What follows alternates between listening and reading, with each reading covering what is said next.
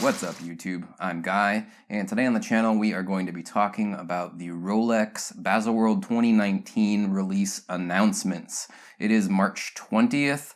This morning Rolex did announce the new model watches that they've released for this year. We're going to go over those releases right now. So earlier this week, maybe you caught it in the JustRolex Facebook group, of which I'm a moderator of. And by the way, if you're not a member of the JustRolex Facebook group, you can go ahead and join it. I'll leave a link down in the description.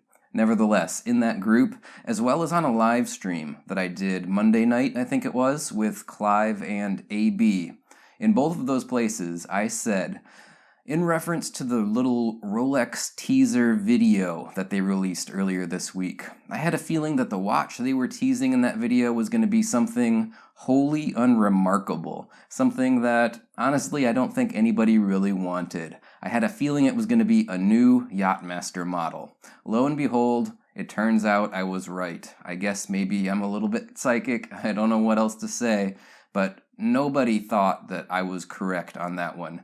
In the live stream, both Clive and AB basically said, no, not a chance it's going to be a Yachtmaster. Nobody wants a Yachtmaster. They're not going to waste their time and effort putting out a new Yachtmaster. Well, I called it. I was right. It is, in fact, a new Yachtmaster. I've got a little bit of information written down here about that new Yachtmaster. It is a Yachtmaster 42mm, price point $27,800. It's a white gold Yachtmaster, differing from the old versions. The old versions were 40mm. This new one, 42mm. They're going bigger with the Yachtmaster. That's an interesting choice. People are kind of split on the idea that like bigger watches are on the way out and all the companies are coming back to smaller watches, and other people have different opinions on that. Well, in this case, Rolex is going bigger, 42mm on the Yachtmaster. What else can I tell you about it? Well, it's on an Oyster Flex bracelet. It's going to have the new 3235 movement in it. It's going to have a matte Cerachrome black bezel.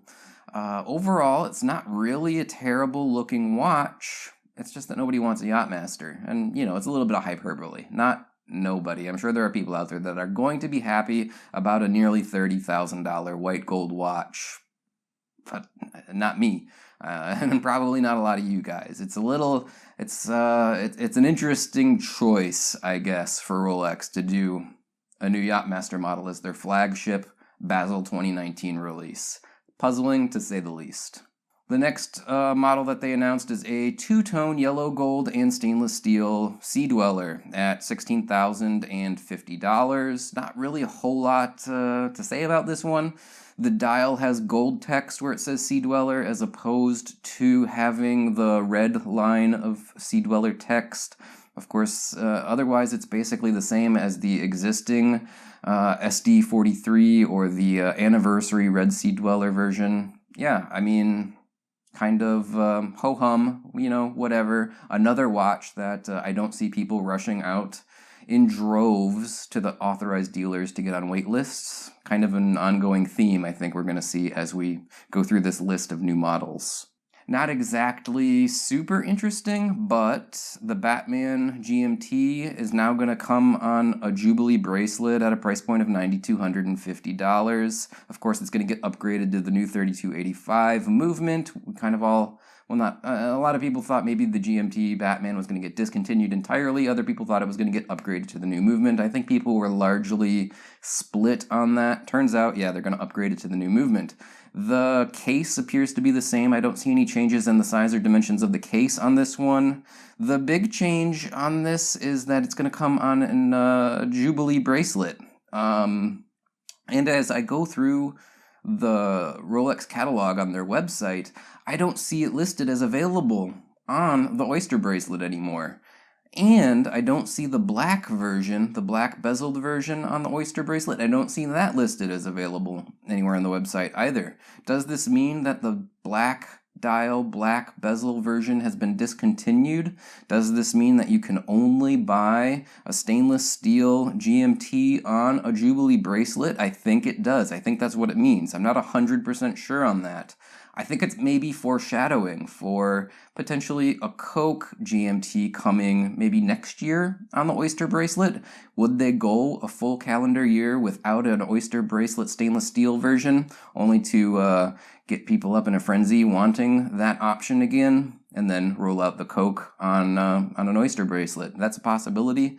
Again, I'm not 100% sure, but looking at the website, it seems to me that you can no longer buy the black bezel, black dial GMT, and you can no longer get the Batman on an Oyster bracelet. This new version looks like it only comes on the Jubilee. It's a nice Jubilee bracelet. It looks to be the same exact one that the new from last year, Pepsi GMT comes on. It's got the Oyster clasp with the Easy Link and the whole 9 yards. But yeah, not, again, a big revolutionary change. Nothing crazy coming out of Rolex in this department either. Finally, there's a handful of new Datejust models, I guess. Yeah, Datejust models. The 36mm Datejust stainless steel with white gold fluted bezel. Black dial. I really like the dial on this one. It's actually a little bit different than the previous generation or version's black dial, which had Roman numerals outboard of the applied hour markers on the chapter ring or seconds track. This one just has small hash marks or graduations. I like this better than that old dial. I didn't purchase a 36mm Datejust in the past, specifically because of that styling on the dial. It's a very small detail, but I didn't like it. I do like this dial quite a bit. I could see, potentially for me anyway, having this watch in my future. So of all of the releases, this is maybe the most mundane in most people's eyes, but the one that appeals to me the most, just because I really like this black dial. It's super simple. It's very classic.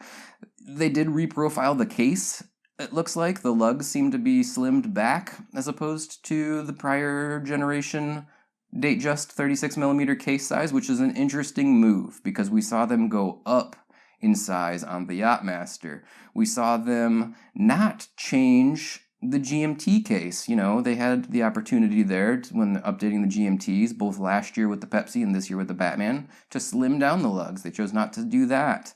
But here they are, in fact, slimming down the lugs. What does that mean for the future? In particular, people are going to say, "Oh, look, they slimmed down the case of the Datejust, so obviously they're going to slim down the Submariner's case." I don't think so. In the future, the Submariner's case is not going to get slimmed down. It looks to me like in the professional line of watches, they're keeping everything the same or they're going bigger, as is the point with the Yachtmaster and the GMT, both being the same or bigger. I think the Submariner is going to be just the same in the future. I think the classic line of watches, in this case the Datejust, they're going slimmer. Yeah, that's my call on the future of Rolex cases. What else about this Datejust, though? Did I say the price point on it? $8,200. That's is that more expensive than the prior generation? Maybe a hair, because it does have the new 3235 movement in it. It's going to be on the new Jubilee bracelet, and it's not really quote-unquote new. The Datejust 36 has always been available on a Jubilee bracelet, but it had that hidden clasp as opposed to now having the actual Oyster clasp with the Easy Link and all the rest of it.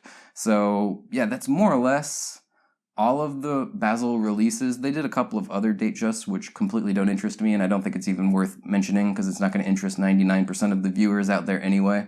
But basically, those are our big new Baselworld 2019 releases. A Yachtmaster in 42mm in precious metal, a two-tone Sea Dweller, GMT Batman on a Jubilee with the new movement, and a pretty cool new Datejust 36mm that, other than me, probably nobody else is really going to care about. Alright guys, what is Rolex doing? They're sitting on their laurels a little bit. They didn't do anything, I don't think, that is going to blow anybody away. I think they're perfectly happy with the state of their business and they just want to ride that wave for another year. No major, big, mind-blowing new releases. I think that during the live stream the other night on Monday, somebody had said in the comments they called their authorized dealer to get on the wait list for the mystery new release, that watch that showed up in the teaser trailer that we now know is a Yachtmaster 42mm in precious metal. They said they called the AD and said, just put me on the wait list no matter what it is. And the AD told them it's a 2-year wait list already. So I have a feeling there's going to be people rushing to their authorized dealers in droves, taking their names off of the wait list. I don't think a 42mm white gold Yachtmaster on an Oyster Flex is going to have quite a 2-year-long wait list. That's just my prediction here. I predicted that it was going to be a Yachtmaster to begin with. I was right on that one. I got a feeling I'm going to be right on this one as well too. Alright guys, that's going to do it for now. Thanks for tuning in. I appreciate it as always. If you'd like to help support the channel, there's a number of ways you can do that down in the description of this video. And every video I do, you will find those ways. First of all, links to all my social media accounts. If you would like to follow me on Facebook, Twitter, or Instagram, that would be outstanding. Number 2, Patreon. If you want to support me on Patreon, greatly appreciated. And a big thanks to everyone that has been supporting me on Patreon over the years. I really do appreciate it, guys. Finally, if you want to help support me without spending any extra money of your own, just do your normal shopping on Amazon. If you want to buy something that I've reviewed, for example, or anything else, there's a link to Amazon down in my description of this and every video that I do. It's my affiliate link. If you click on that link first before you do your shopping, I get a small commission. Those commissions do add up. Big thanks to everyone that has been using my Amazon affiliate link. I do appreciate it, guys. Well, until the next one, I'm going to sign off and say bye now.